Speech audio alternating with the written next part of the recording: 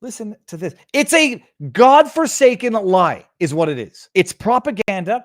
It's a big lie that they repeat over and over again to the point where normal people have to sit there and say, no ordinary God-fearing person would lie with such a big lie, with such impunity over and over again, unless it were true. And my goodness, maybe it's true. But look, we all want to solve this. But look. Now, the thing is, J.D. Vance was saying look as well a lot. I think he's sort of like absorbing that bad habit through osmosis from Tim No-Balls Walz. But look. By the way, saying but look, there's an expression, in French, there's an equivalent that goes écoutez, which means listen. Whenever anybody says that to a judge, first of all, it pisses me off because I find it wildly rude and sort of not condescending, but lacking formality. But I also think 90% of the time it's followed by a lie. Listen to this. Look, we all want to solve this. Most of us want to solve this, and that is the United States Congress. That's the Border Patrol agents. That's the Chamber of Commerce. That's most Americans out here. That's why we had the fairest and the toughest bill on immigration that this nation's seen. I mean, I would not be able to interrupt my interlocutor. That is a steaming load of Walz crap. That's throwing crap on walls. Bada bing, bada boom. It was crafted by a conservative senator from Oklahoma, James Lankford. I know him. He's super conservative, but he's a man of principle, wants to get it done. Democrats and Republicans worked on this piece of legislation. The Border Patrol said, this is what we need in here. These are the experts. And the Chamber of Commerce and the Wall Street Journal. These are the experts, the Border Patrol, the ones that they frame for actual crimes that they didn't commit. The ones who are basically saying, just let us enforce existing law. We don't need anything more. Just let us do our jobs. Oh yeah, the experts. Now they're going to listen to the experts. Said, pass this thing. Kamala Harris helped get there. 1,500 new border agents, detection for drugs, DOJ money to speed up these the adjudications on this, just what America wants. But as soon as I was getting ready to pass and actually tackle this, Donald Trump said no, told them to vote against it because it gives him a campaign issue. It gives him what would Donald Trump talk about if we actually did some of these things? And they need to be done by the legislature. You can't just do this through the executive branch. First of all, that's a lie. But he needs it to be an issue because what else would he be campaigning on? Is exactly what they are doing. They drafted that bill knowing that if it got sufficient light of day, it would be dead in the water. And they could then campaign off exactly what they're doing right now. It was all of these problems are Trump's fault because 3.5 years later, we finally proposed a bill that was designed to either be rejected or to be wildly, insanely not about the border. And look, they rejected it. Now it's all their fault. $60 billion to Ukraine in the original iteration of the alleged bipartisan border bill. $15 billion to Israel. I think there was $4 billion to humanitarian aid for Gaza. It's an amazing thing. That was in the original bipartisan border bill. I've had this discussion with Barnes, and he says this rebuttal is too complicated. It was a uniparty border bill that was intending to grant exclusive jurisdiction to the corrupt DC court, ratify 1.8 million illegal crossings a year, ratified, make that like the minimum threshold below which you can't do anything. That border bill was neither a border nor protection, nor even relating to the border, and it did nothing to curb illegal immigration. It actually just ratified and legalized, had it passed, up to 1.8 million illegal immigrants a year. Nobody comes back with that retort. But they pretend that border bill, which they proposed 3.5 years after the fact, was the solution to a problem that nobody saw it coming.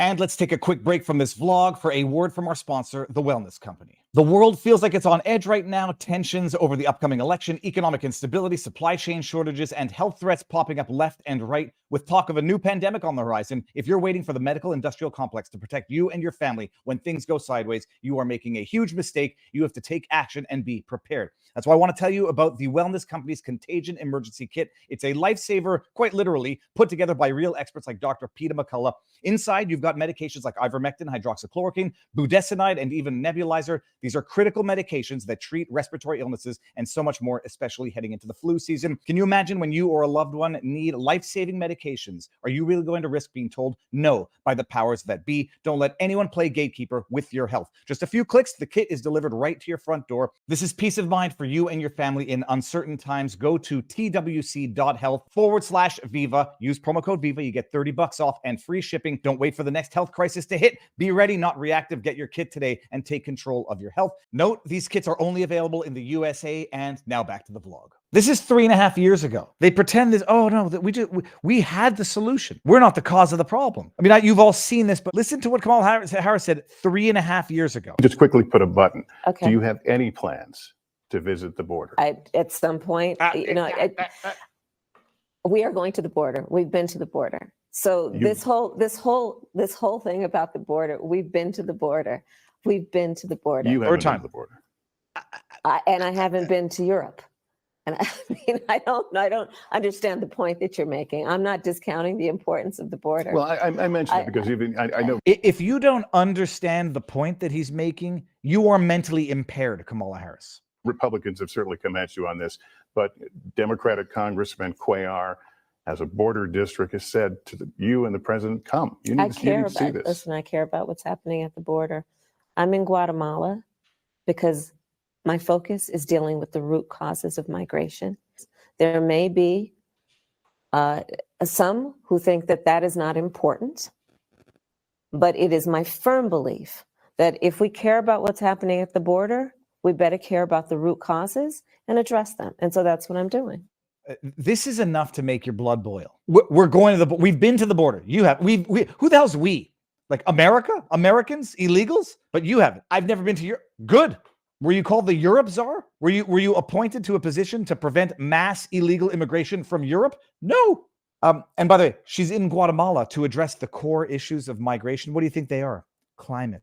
The most shocking thing from that interview, you go back and watch it, when she said, I told them not to come. Remember the hilarious meme, don't come. Her explanation and her justification for telling them not to come was not that it's illegal and you won't get citizenship and it's criminal and you'll be deported. It wasn't that. Her rationale, her justification for why she was telling them not to come is that it's dangerous. She said, oh, the voyage is treacherous. It's dangerous. People get exploited. They get assaulted. They get trafficked. Her reason to tell them not to come was just because it's dangerous, not because it's illegal and you'll be turned back if you get here. Listen to this. Here in Guatemala City, you had a message for would-be migrants. Don't come. Don't come. Why?